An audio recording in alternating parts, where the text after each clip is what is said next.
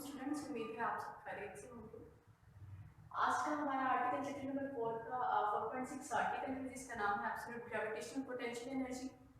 Previous lecture में हम लोग एनर्जी के बारे में पढ़ चुके हैं कि एनर्जी क्या है और इसके मुख्तलिफ टाइप्स भी डिस्कस कर चुके हैं। अलॉन्ग विद इट हम लोगों ने डिस्कस किया था कि वर्क एनर्जी प्रिंसिपल क्या है। तो बच्चों, एब्सोल्यूट ग्रेविटेशनल पोटेंशियल एनर्जी को समझने से पहले आपकी थोड़ी सी चीज़ें जो है मैं रिव्यू करवा देती हूँ। आप लोगों ने उसमें पढ़ा था कि पोटेंशियल एनर्जी जो है आपके पास किसी भी ऑब्जेक्ट की पोजीशन की वजह से change in position in force field जो होती है उसको आप पोटेंशियल एनर्जी कहते हैं। आप लोगों ने पोटेंशियल एनर्जी में डिस्कस किया था ग्रेविटेशनल पोटेंशियल एनर्जी को कि अगर आपके पास किसी ऑब्जेक्ट की हाइट चेंज होती है with respect to surface of earth तो आप कहते हैं कि इसके पास ग्रेविटेशनल पोटेंशियल एनर्जी है, जिसको आप कैलकुलेट कर सकते हैं इस फार्मूला से mgA से।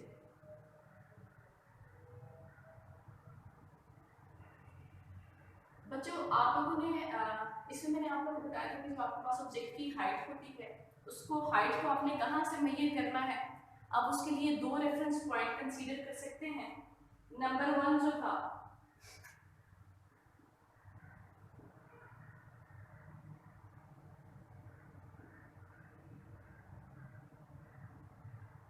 बच्चों, मैंने कहा था कि आप सरफेस ऑफ अर्थ से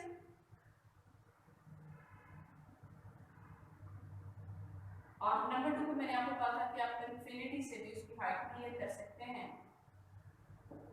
और मैंने लिखा था आपसे कि इंफिनिटी जो है आप इसको कैसे रेफरेंस पॉइंट कंसीडर कर सकते हैं हाइट क्लियर करने के लिए। हम आज के आर्टिकल में बहुत डिटेल से देखेंगे।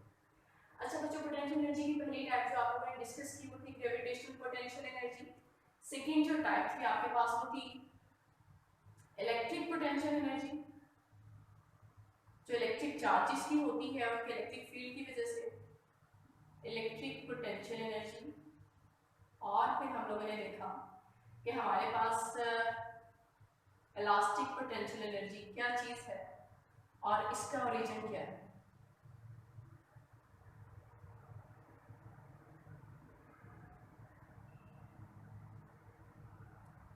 इलेक्ट्रिक पोटेंशियल एनर्जी हमारे पास इलेक्ट्रिक चार्जेस की बिट है जिसको कूलम्ब्स लॉ से हम लोग जो है देख सकते हैं, और इलास्टिक पोटेंशियल एनर्जी को हुक्स लॉ से देख सकते हैं। ये भी इलेक्ट्रिक चार्जेस की वजह से होती है। बच्चों, एब्सोल्यूट ग्रेविटेशनल पोटेंशियल एनर्जी की डेफिनेशन पे जाने से पहले हम ये देख लेते हैं कि ग्रेविटेशनल पोटेंशियल एनर्जी के बाद इसकी क्या ज़रूरत पड़ी हमें इसको अंडरस्टैंड करने की, और इन रेफरेंस पॉइंट्स की वेरिएशन का क्या मतलब है इन दोनों रेफरेंस पॉइंट का। बच्चों, आप ये सपोज कर रहे हैं आपके पास जो एनर्जी होती है उसकी वेरिएशन से मुराद है कि यहाँ तो उसकी वैल्यू पॉजिटिव हो सकती है या नेगेटिव हो सकती है, या फिर वो आपके पास कांस्टेंट रह सकती है। तो बच्चों, एनर्जी पॉजिटिव कब होती है और नेगेटिव कब होती है। दूसरे लफ्जों में हम यूँ भी कह सकते हैं कि एनर्जी में इंक्रीज कब आता है और डिक्रीज कब आता है। इससे क्या मुराद है बच्चों, अगर तो आप किसी बॉडी को डिस्प्लेस करें यानी आप उसकी पोजीशन चेंज करें और वो दोबारा से अपनी ओरिजिनल या नॉर्मल स्टेट पर आने की कोशिश करें, अपनी ओरिजिनल पोजीशन पर आने की कोशिश करें, तो हम कहते हैं कि बॉडी की जो एनर्जी है वो इंक्रीज हुई है। इसकी मैं एग्जांपल आपको यूँ दूंगी कि जैसे आपके पास ये पेंडुलम है, थ्रेड के साथ एक बोर्ड है, अगर आप इसको डिस्प्लेस करें यहाँ पर तो अल्टीमेटली ये वापस आने की कोशिश करेगा अपनी ओरिजिनल पोजीशन पर। देन यू विल से कि ये बॉडी जो है इसकी एनर्जी इंक्रीज हुई है। और डिक्रीज कैसी सूरत में होती है बच्चों, जब आप बॉडी को डिस्प्लेस करें, उसकी पोजीशन चेंज करें, लेकिन वो अपनी ओरिजिनल पोजीशन पर ना आए बल्कि किसी और सिम्ट में मूव करे, तो हम कहते हैं ऐसी सूरत में बॉडी की जो एनर्जी है वो डिक्रीज हुई है। एनर्जी की इंक्रीज और डिक्रीज की हम बात करें तो बच्चों, बॉडी की एनर्जी कब डिक्रीज होगी। जैसे स्प्रिंग है आपके पास, अगर तो आप इसको इसकी इलास्टिक लिमिट के अंदर जितनी इसकी इलास्टिसिटी है उसके अंदर अगर आप इसको स्ट्रेच करती हैं, आप इसको स्ट्रेच करें तो जैसे ही आप फोर्स हटाएंगे वापस आ जाए अपनी नॉर्मल कंडीशन की तरफ, तो आप कहेंगे कि इसकी एनर्जी क्या हुई, इंक्रीज हुई। ओरिजिनल अगर ये स्टेट में वापस आ जाए तो ऐसी सूरत में एनर्जी इंक्रीज होती है।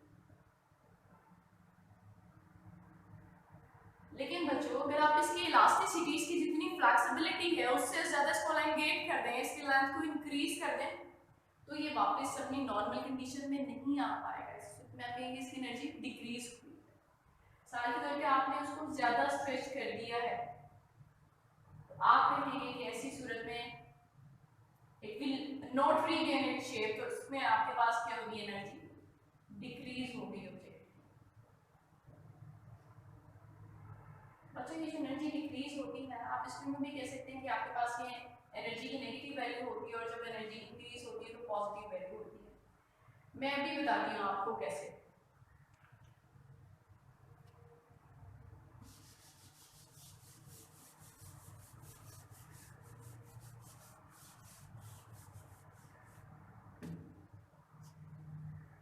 बच्चों ये सरफेस ऑफ अर्थ है, सरफेस ऑफ अर्थ।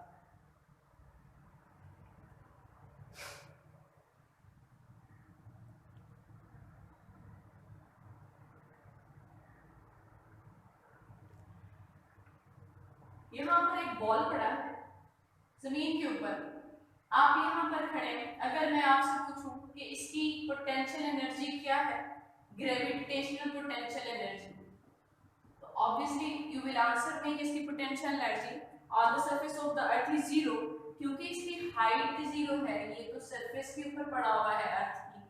तो यहाँ पर चूंकि एच जीरो है, जो आपके पास फार्मूला है उसमें बच्चों अगर एच जीरो है तो ग्रेविटेशनल पोटेंशियल एनर्जी जीरो होगी। लेकिन अब आप सपोज कर लेंगे हम किसी प्लेन एरिया में रह रहे हैं और कुछ लोग हैं जो माउंटेन्स पर रह रहे हैं, किसी हिली एरिया में,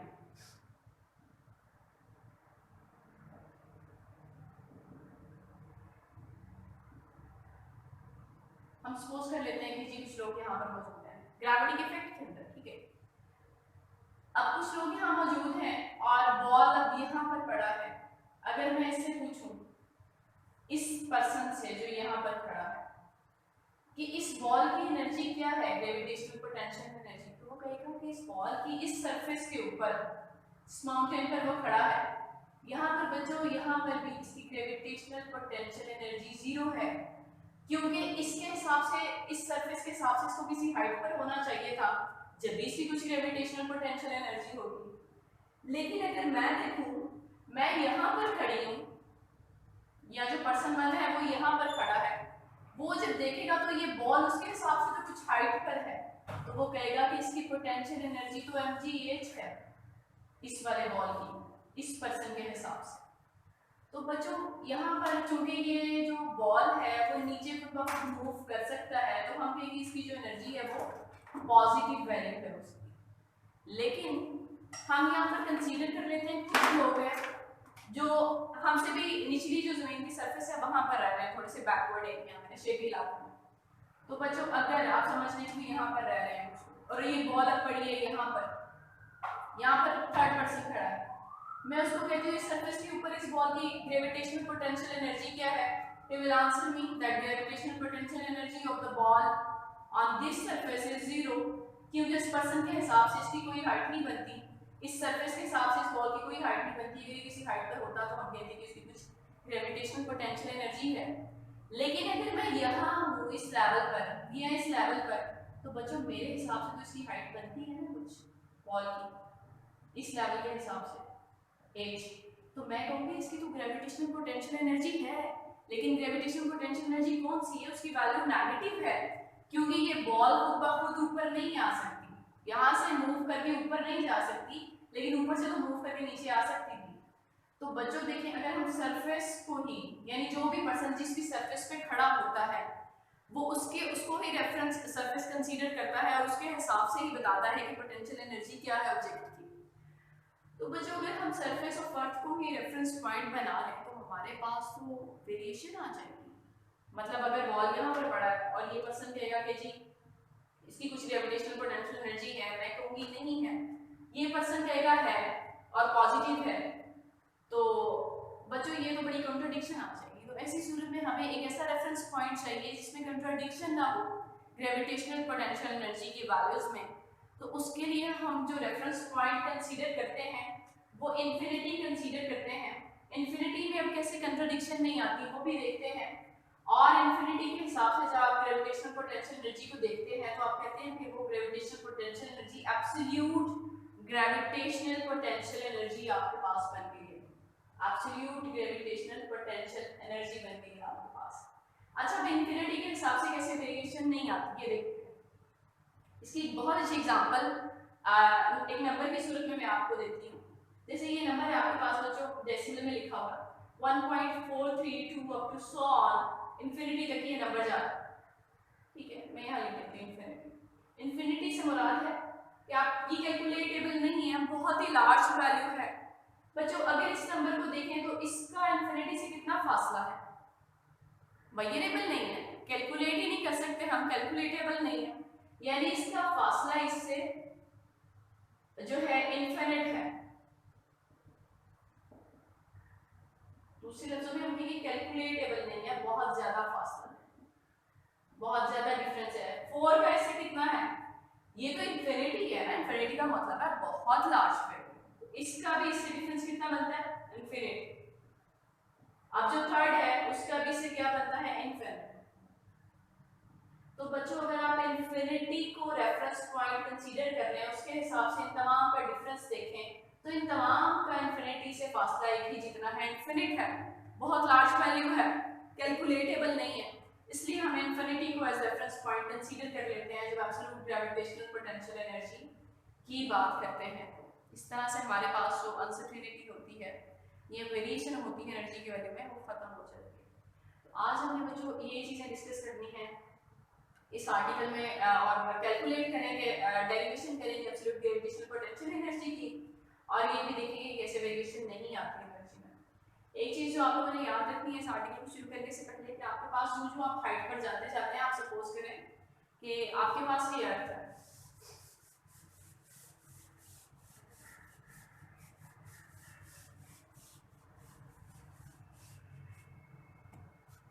बच्चों ये अर्थ है, ये मैंने लास्ट आर्टिकल में आपको बताया था, फिर रिव्यू करवा लें। जो आप जाते जाए हाइट पर, आपके पास जो ग्रेविटेशनल फोर्स है वो वेरी करती है इनवर्स स्क्वायर लॉ को फॉलो करते हुए न्यूटन के, यानी जो डिस्टेंस बढ़ता जाएगा जमीन से, ये ग्रेविटी की जो अट्रैक्टिव फोर्स है उस ऑब्जेक्ट पर कम होती जाएगी, अट्रैक्शन कम होती जाएगी आपके पास, और एक पॉइंट ऐसा आता है, वो भी इन्फिनिटी जो है पॉइंट मैं यहाँ सपोज कर लेती हूँ बच्चों, यहाँ पर ग्रेविटी मौजूद नहीं है इस पॉइंट पर, लेकिन अगर इससे बिल्कुल नीचे देखें तो ग्रेविटी मौजूद है, ठीक है, और यहाँ पे नो ग्रेविटी। तो आपने जो पॉइंट कंसीडर करना है एज रेफरेंस, वहां पर ग्रेविटी मौजूद नहीं होगी, लेकिन यहाँ पर आप किसी भी ग्रेविटी के अंदर किसी भी पॉइंट पर जब कैलकुलेट करेंगे एनर्जी, इसको रेफरेंस पॉइंट कंसीडर करके, तो उसमें वेरिएशन नहीं आएगी, जैसे मैंने अभी आपको इस नंबर की सूरत में बताया। तो आपने ये चीज याद रखनी है। देखिए जैसे आपके पास पोटेंशियल एनर्जी का फार्मूला था, सिंपल ग्रेविटेशन पोटेंशियल एनर्जी की अगर हम बात करें तो हमारे पास फार्मूला था mgh, जो mgh है, अगर हमने इन्फिनिटी को एज रेफरेंस पॉइंट कंसीडर किया हुआ है तो g की वैल्यू तो 0 हो जाएगी इन्फिनिटी पर,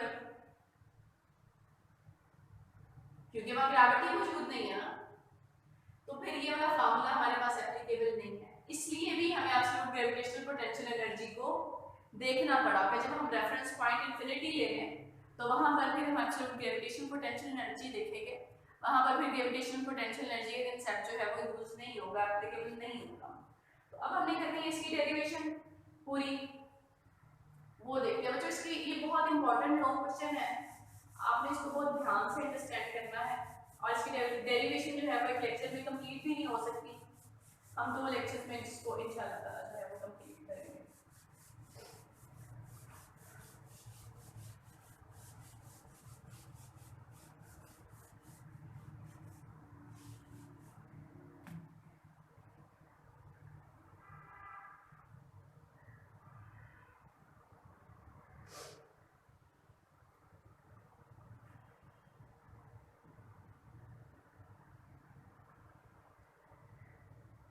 ये बच्चों मैं अर्थ ड्रॉ कर रही हूँ, ये अर्थ का सेंटर है, और सेंटर से यहाँ तक का जो डिस्टेंस होगा वो r होगा, यानी रेडियस होगा इस शेप का, मैं इसको कैपिटल R कहती हूँ, अब क्या करना है,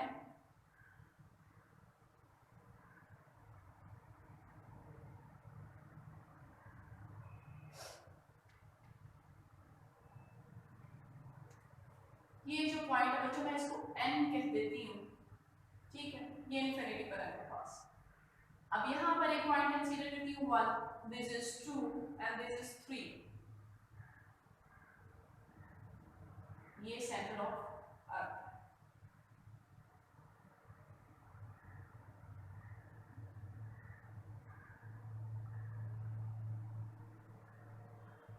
बच्चों ये जो पॉइंट 1 है ना, इसका जो फासला बनता है इस रेडियस से वो r1 है। अब इसको r1 कहते हैं,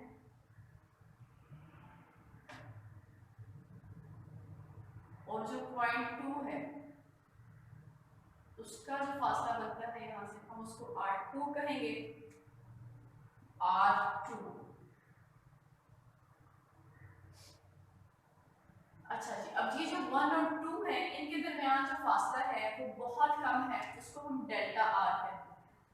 ये और ये जो डिस्टेंस है इन दोनों में फर्क, इन दोनों ये बहुत कम फर्क है इन दोनों में, डेल्टा r कह देते हैं, बहुत कम, ऑलमोस्ट ना होने के बराबर, 0.0 समथिंग।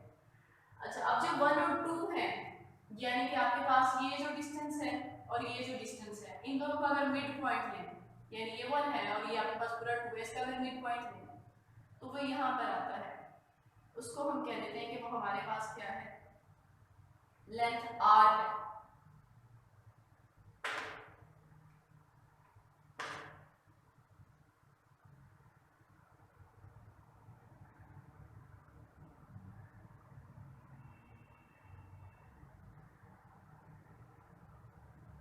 ठीक है जी, अब ये जो पॉइंट n है इससे प्रीवियस एक पॉइंट होगा, हम उसको कह देते हैं कि दैट इज n-1। ये उसी तरह से है जिस तरह 3 से जो प्रीवियस नंबर है वो 2 है, यानी 3 - 1 करेंगे तो 2 आ जाएगा, उसी तरह n से जो पिछले वाला है वो n-1। बच्चों इसकी एक्सप्लेनेशन पहले तो आपने मुझसे लिखनी है, पहले तो आप डेफिनेशन लिखेंगे इसकी, एब्सोल्यूट ग्रेविटेशनल पोटेंशियल एनर्जी होती क्या है।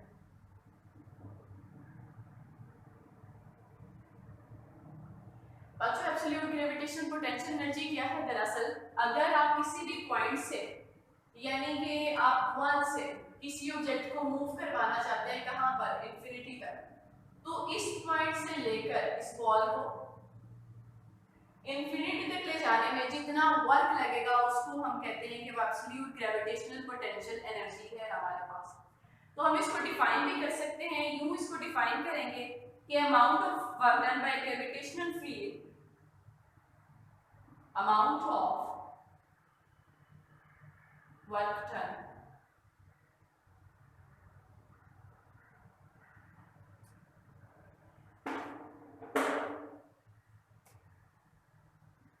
by gravitational field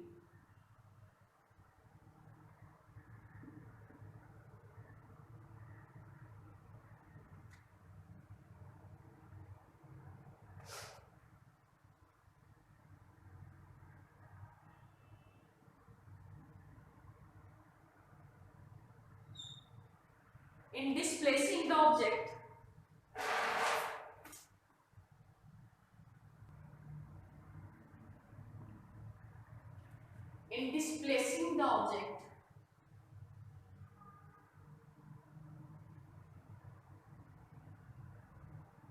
from that point जहां पर हम absolute gravitational potential energy find out करना चाहते हैं, from that point to infinity,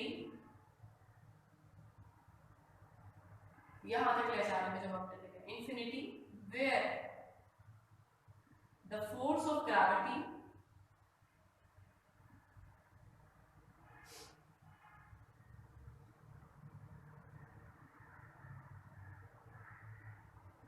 becomes 0।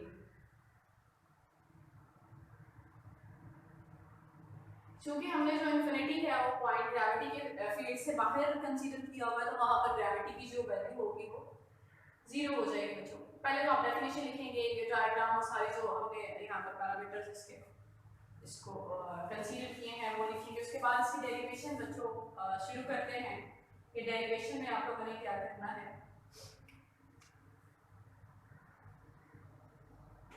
Explanation देने के बाद आएगा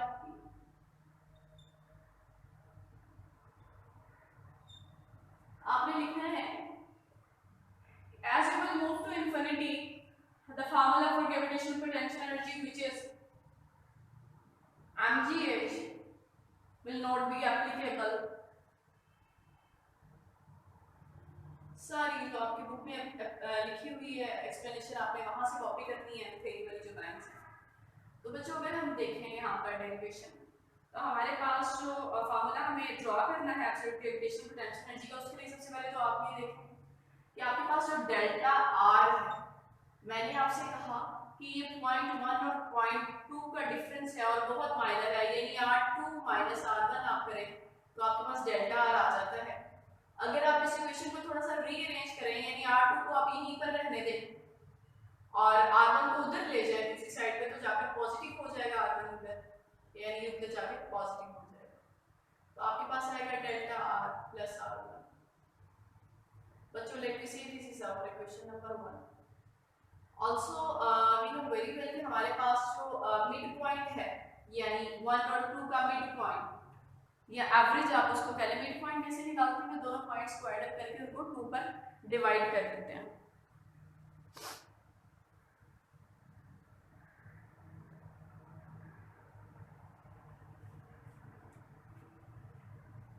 तो बच्चों मिड पॉइंट हमारे पास R है, ये जो मैंने यहाँ पर ड्रॉ किया हुआ, तो वो R1 और R2 का मिड पॉइंट है, उनकी एवरेज है, तो 2 से डिवाइड करेंगे।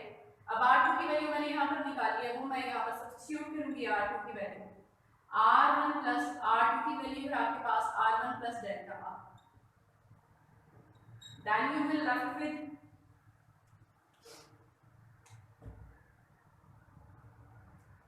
R1 plus R1 plus delta R by 2.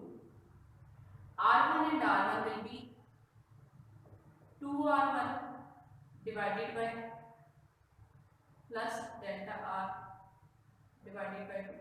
अब बच्चों ये जो 2 डिनोमिनेटर में आ रहा है, ये 2R1 के नीचे भी आएगा और ये डेल्टा R के नीचे भी आएगा। हम इसको यूं लिखेंगे इक्वेशन को,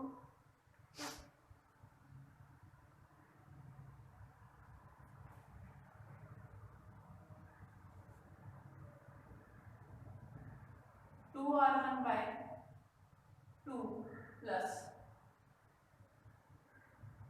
delta R by 2। तो बच्चों ये 2 तो यहाँ पर कैंसिल आउट होगा and we will left with R1 plus delta R by 2। आपने क्या करना है, स्क्वायर करना है both sides by squaring the above equation on both sides। You will have R square is equal to R1 plus delta R by 2। बच्चों जब आप whole का स्क्वायर करेंगे तो एक फार्मूला है सरफेस में यहाँ पर लिखनी हो, आप लोगों ने पढ़ा हुआ बेसिक मैथमेटिक्स का अलजेब्रा में, that is a plus b whole square was equal to a square plus b square plus 2ab। यानी क्या, अगर दो वैल्यूज ऐड हो रही है और होल का स्क्वायर आपको लेना पड़ता है तो फर्स्ट वैल्यू का स्क्वायर प्लस सेकंड वैल्यू का square plus 2 first value into second value multiply होगी। तो बच्चों मैं राइट साइड पर ये फार्मूला अप्लाई करूंगी, तो मेरे पास क्या आएगा, I will left with R1 square यानी फर्स्ट वैल्यू का स्क्वायर, तो इसको यूं लिखते हैं, प्लस सेकंड वैल्यू का square plus 2 according to the formula, first value that is R1, second value delta R by 2। बच्चों ये 2 तो 2 से कैंसिल आउट हो जाएगा और यहाँ पर हमारे पास आएगा R1 स्क्वायर प्लस, अब ये जो वैल्यू है delta R square by 4 plus R1 और डेल्टा R। बच्चों ये वैल्यू जो है ना मिडिल वाली, ये मेरे पास नेग्लिजिबल है। व्हाई इट इज नेग्लिजिबल, क्योंकि मैंने आपसे कहा कि जो मेरे पास डायग्राम है इसमें जो दो पॉइंट्स के दरमियान का डिफरेंस होगा वो बहुत स्मॉल है, तो जब स्मॉलर वैल्यूज का आप स्केल करते हैं तो बहुत स्मॉलर हो जाता है, लाइक डेसिमल में है अगर तो वो और छोटी हो जाती है वैल्यू, दैट्स वाई ये नेग्लिजिबल होगी। तो आपने यहाँ पर लिखना है डेल आर बाय 2 जो था is very small, so del R by 4 is negligible. हमारे पास क्या आ जाएगा यहाँ पर, हमारे पास जब ये मिडल वाली वैल्यू खत्म हो जाएगी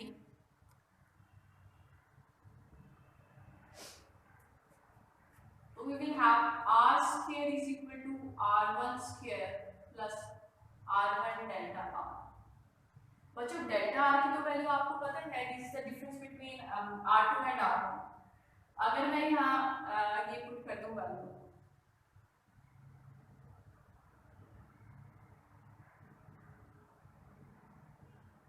r2 minus r1,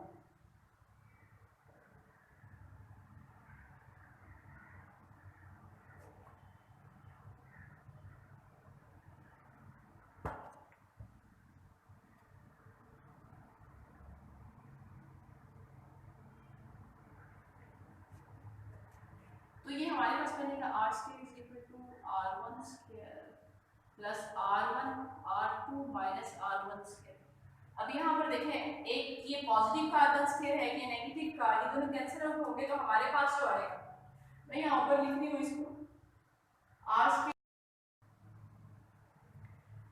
अच्छा बच्चों, तो आपके पास आ गया result r square is equal to r1 r2। इस लेक्चर को यहीं पर एंड करेंगे। Next complete derivation absolute gravitational potential energy की वो अगले लेक्चर में देखेंगे इंशाल्लाह ताला। जब तक आप इन तमाम चीज़ों को जो है वो रीड आउट करें और समझने की कोशिश करें।